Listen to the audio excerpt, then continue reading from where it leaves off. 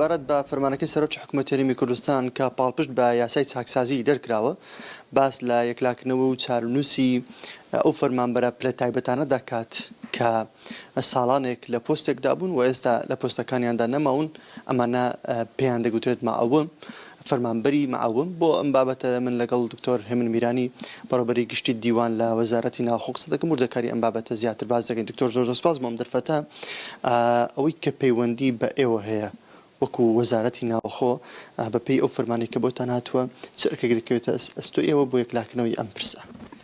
بەخێر بێن سەرەتا فەرمانێکی جەنابی سەرۆکی حکوومەت هەیە بە ژمارە 2241 لە 27/2022 کە لە پاڵپشت بە حکومەکانی بڕگەی دووەم و سێم لە مادەی 12 لە یاسای چاکسازی ژمارە 2 دەرچووە. سێ بڕگەیە. بڕگەی یەکەم تایبەتە بە خانەنشینکردنی ئەو فەرمانبەرانەی کە معاومن پلەکانیان بەڕێوەبەری گشتی و سەروترە وەکو کە دەڵێ بەڕێوەبەری گشتی مەبەست دیارە بەڕێوەبەری گشتی سەروتر مەبەست بەڕێوەبەری گشتی یان بریکاری وەزیر یان پارێزگار و جێگیری پارێزگار کە لەسەر میلاکی ڕاژەی شارستانین. ئەمانە لەو فەرمانە وەکو یەکلاکەرەوە نووسراوە خانەنشینکردنیان واتە ئەوانە پێویستە خانەنشین بکرێن کە لەسەر میلاکی ڕاژەی شارستانین. ئەوەی تر بڕگەی دووەم دەسەڵات دراوەتە جەنابی وەزیری ناوخۆ بۆ یەکلاکردنەوەی چارەنووسی سەرۆکی یەکە کارژێڕیەکان کە بەڕێوەبەری ناحیە و قایمقامە معاومەکانن. بۆ ئەمەش فەرمانەکە دوو بڕگەی داناوە. بڕگەی یەکەم گواستنەوەی ڕاژەی هەڵگرانی بڕوانامەی دیپلۆمی باڵا و ماستەر و دکتۆرە بە شێوەی ئارەزوومەندانە واتە هەر فەرمانبەرێکی معاوم کە مدیری ناحیە یان قایمقام بێ دیپلۆمی باڵای هەبێ یان ماستەری هەبێ یان دکتۆرە هەبێ بە ئارەزوومەندانە دەتوانی ڕاژەکەی خۆی بگواستەوە بۆ وەزارەتی خوێندنی باڵا و توێژینەوەی زانستی یان هەر وەزارەت و دامەزراوەیەکی دیکە کە خۆی دەوێ بەبێ پلەی تایبەت.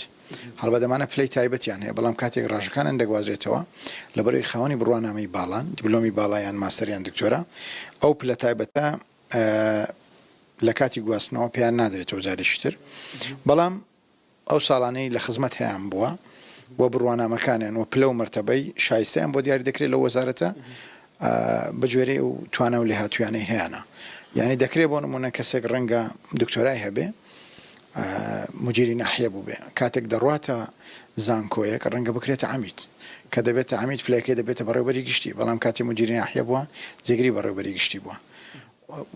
ئەوە دەوەستێتە سەر توانە و لێهاتووی کەسەکە و پێداویستی ئەو دامەزراوەی کە بۆی دەچێت.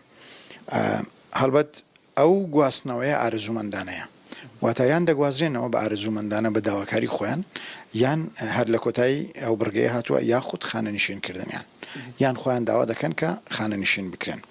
بڕگەی دووەم بڕگەیکردنەوەی نووسنگەکانی پشکنینی کارجێڕیە کە دەستەی وەکو هاوشێوەی دەستەی پشکنینی کارجێڕی ئەمە لە پارێزگا و لە ئیدارە سەربەخۆکان دەکرێتەوە. ئەم نووسنگانە ژمارەیەک مدیری ناحیە ئەندام دەبن و قایمقامێک دەکرێتە بەرپرسی نووسنگە بە بەراورد بە ژمارەی ئەندامانی نووسنگەکانی پشتنی کارجێڕی و خانەنشینکردنی ئەو ژمارە دەمێنێتەوە واتە ژمارەیەک لەو بەڕێوەبەری ناحیە و قایمقامانەی لە خاڵی ئەلیف کە بۆ نمونە لە دەرەوەی گواستنەوەی ڕاژەوانە دەمێنێنەوە. هەڵبەت ئەمە دەست بە پرۆسەکە کراوە بۆ ئەوەی ئەو دەستەیە دابمەزرێ لەو دەستەیە ئەرکی پشکنینی کارجێڕی ببینن. ئاخری نووسراوە لە فەرمانەکە کە لە ڕێکەوتی دەرچوونەوە دەچێتە بە بڕگەی دووەم ئەوی کە پەیوەندی بە قایمقام و بەڕێوەبەری ناحیەکانەوە هەیە دەسەڵات دراوەتە وەزیری ناوخۆ کەی ئەم پرۆسە لای ئێوە دەست پێ دەکات؟ ئێمە هەر لە ڕۆژی دەرچوونی فەرمانەکە و گەیشتنی بە وەزارەت دەستمان بە ئامادەکاری کردووە.